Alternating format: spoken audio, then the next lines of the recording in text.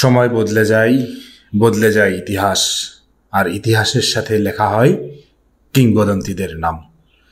তেমন একজন কিংবদন্তি বিরাট কোহলিকে নিয়ে আজকে একটা ভিডিও করতে ইচ্ছা করলো।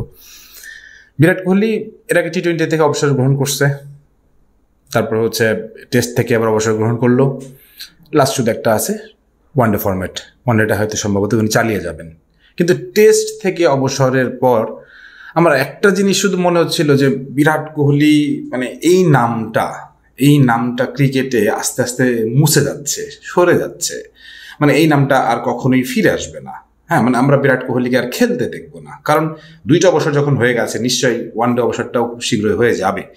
তো বিরাট কোহলির এই অবসরটা নিয়ে আমার আবেগতাড়িত যেই ফিলটা, আমি এটা একটু আপনাদের একটু বলি। প্রথমে আমি একটু প্রথমেই ক্ষমা চেয়ে নিচ্ছি রেসিজম বা ধর্মীয় দৃষ্টিকোণ থেকে এই ভিডিওটাকে জাজ করবেন না। আমি খেলোয়াড়ি বিরাট কোহলিকে পছন্দ করি, এবং আমি খুব বেশি পছন্দ করি বলতে আমি বোঝাচ্ছি, আমি এতটাই পছন্দ করি যে আমি ক্রিকেট যখন ভালোবাসা শুরু করছি বিরাট কোহলিকে, তখন আমার ভালো লাগা শুরু হয়েছে। কারণ বিরাট কোহলির উচ্চতা, বিরাট কোহলির ডেডিকেশন, এসব নিয়ে কোনো কথা বলার কোনো সুযোগ নেই। সেটা আপনি যেভাবে দেখতে পারেন হোয়াটএভার। আমি ভিডিওর প্রথমেই যদি একটু তার কয়েকটা উদাহরণ দিয়ে কথা বলি। যেমন আমরা যখন ছোট ছিলাম, সচিন টেন্ডুলকার যখন একের পর এক রেকর্ড করছেন, তখন আমরা সবাই বলতাম যে এই রেকর্ড ভাঙার মতন কেউ নাই, এই রেকর্ড কেউ ভাঙতে পারবে না। কিন্তু বিরাট কোহলি সে তার অনেকগুলো রেকর্ড ভেঙে দিয়েছেন। আমরা একটা সময় ফিল করছিলাম আবার যে বিরাট কোহলির এই রেকর্ডগুলো আবার কেউ ভাঙতে পারবে না, সম্ভবত কেউ একজন আসবে, সেও আবার বিরাট কোহলির রেকর্ড ভেঙে দিবে। কিন্তু দুঃখ আমার একটাই, টেস্ট ক্রিকেটে বিরাট কোহলি 10,000 রান পূরণের আগেই কেন সরে গেলেন? তাহলে কি কোনো ক্ষোভ, কোনো অহংকার, কোনো রাগ, কোনো ঘৃণা, কোনো কিছু ছিল? হয়তো থাকতে পারে, সেটা আমরা জানি না। কিন্তু আমাদের কাজ তো বেসিক্যালি পৃষ্ঠার ওপিঠ থেকে দেখা, পৃষ্ঠার এপিঠে কি হচ্ছে এটা আমরা বুঝতে পারবো না।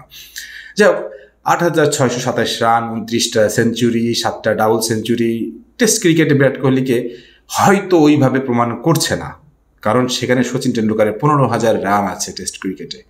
তো ওই জায়গাটাই আমার মনে হয়েছে যে হয়তো বা বিরাট কোহলি আরেকটু বেশি প্রলং করতে পারতেন তার টেস্ট ক্যারিয়ারটাকে।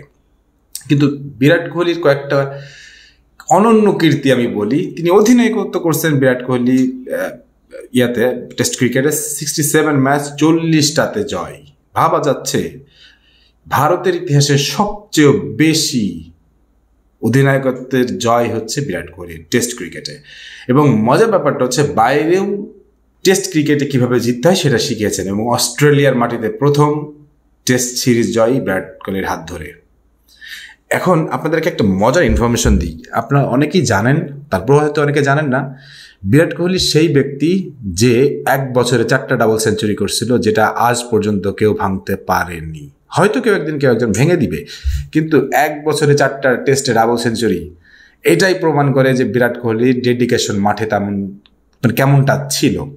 বিরাট কোহলির অতি আবেগ, বিরাট কোহলির ভয়ানক চেহারা, এটা নিয়ে অনেক বাজে ট্রল হয় আমাদের দেশে, দেশের বাইরে, সব জায়গাতেই।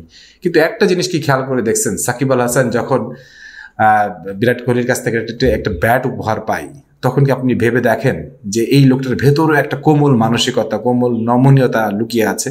এবং আপনি তার ভিডিওগুলোতে খেয়াল করলে দেখবেন সে খুব বেশি হাম্বল, ডাউন টু আর্থ। তো এই হাম্বল মানুষটা, এই ডাউন টু আর্থ মানুষটা মাঠে যখন আগ্রাসী হয়ে যায়, তখন অনেকেই তাকে ভুল বুঝেন। ভাই, আমি একটা জিনিস বলবো, এই আগ্রাসনটাকেই বিরাট কোহলি এমনভাবে রূপান্তরিত করেছেন যেটা তার ভিতরে জেদ তৈরি করে, তাকে নতুন মাইল ফলক সৃষ্টি করতে উদ্বুদ্ধ করে। এই আগ্রাসন সবার থাকা জরুরি। আমাদের দেশে একমাত্র সাকিব আল হাসানকে দেখেছিলাম যে ক্রিকেটে একটু আগ্রাসী হইতে, ক্রিকেটের বাইরে আর আগ্রাসী হইতে আমি কাউকে তেমন দেখি না আমাদের দেশে অন্তত। তো সেই জায়গাটাই বিরাট কোহলি অনন্য, অসাধারণ। এখন প্রশ্নটা আসতে পারে, বিরাট কোহলির এই টেস্ট ক্রিকেট থেকে অবসরে আসলে বিশ্বের কি কোনো ক্ষতি হয়ে গেল? বিশ্বের কোনো ক্ষতি হয় না, সচিন টেন্ডুলকার চলে যাওয়ার পরেও কোনো ক্ষতি হয়নি। কিন্তু যারা ক্রিকেট লাভার, যারা বিরাট কোহলিকে পছন্দ করেন, যারা ক্রিকেটকে পছন্দ করেন, যারা খুব সাধারণভাবে ক্রিকেটটাকে দেখেন, তারা শুধু একটা জিনিসে অনুভব করবেন, এই বিরাট কোহলি কোনো একদিন মাঠে নামবেন না। কোনো একদিন বিরাট কোহলি তার সমস্ত কিট ব্যাগ তুলে রাখবেন আলমারির কোনো এক কোনায়, আর সেই কোণা থেকে অশ্রুসিক্ত নয়নে বিদায় নেবেন বিরাট কোহলি একদিন ওয়ানডে থেকেও।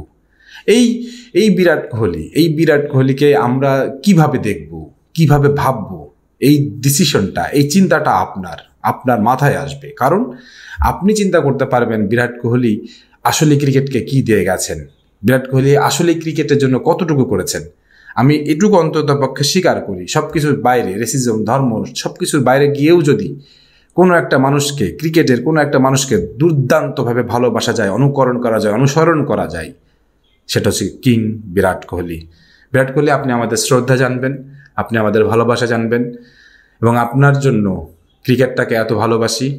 আপনার ভালোবাসা, ক্রিকেটের প্রতি যে নিবেদন, এটা সবসময় আমাদের মনে থাকবে। তবে ওয়ানডে ফরম্যাটটা আর কিছুদিন চালিয়ে যান, অন্তত পক্ষে বিরাট কোহলির নামটা তো শুনতে পাবো, স্ক্রিনে ভেসে উঠবে আপনার চেহারাটা, সেটা দেখেও মনে শান্তি পাবো। সবাই ভালো থাকবেন, সুস্থ থাকবেন, আল্লাহ হাফেজ।